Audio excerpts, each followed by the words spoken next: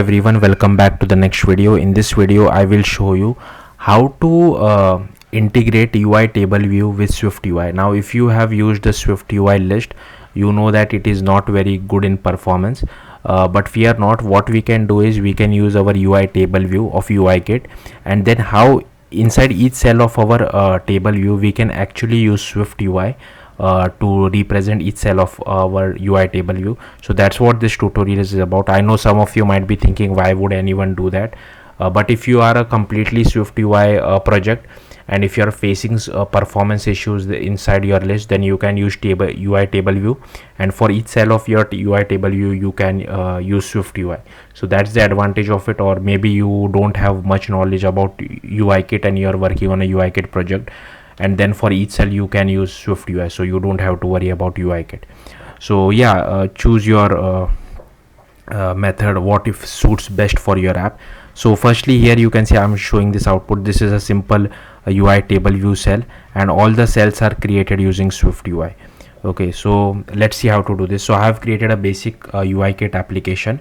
Then here I'm using SwiftUI. I have also imported UIKit inside our view controller. Then I'm extending UI table view delegate as well as data source. Here I have created our UI table view. These are all the 40 items. Maybe you can fetch this from a server or whatever you feel like, JSON parsing and all that stuff. I'm not doing that. I have just hard coded this 40 items. Then we are setting up our table view inside view did load. So here we are creating our table view.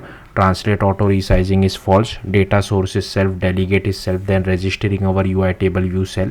And here we just do view dot add subview table view, and then we just do ns layout constraints table view.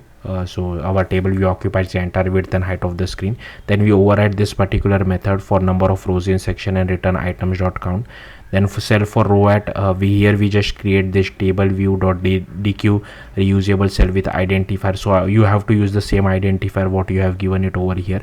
And this is the important part. What we have to do is cell dot content configuration equal to UI hosting configuration, and here you can use whatever SwiftUI logic you want. So I'm just using a V stack with an image view as well as a text image as well as a text. So I have kept things pretty simple, but you can do all sorts of SwiftUI whatever you feel like. Then here same did select row at, so in case if anything of our table view is selected, I'm just printing it to the console. So yeah, that's how simple it is. Thank you for watching. Bye.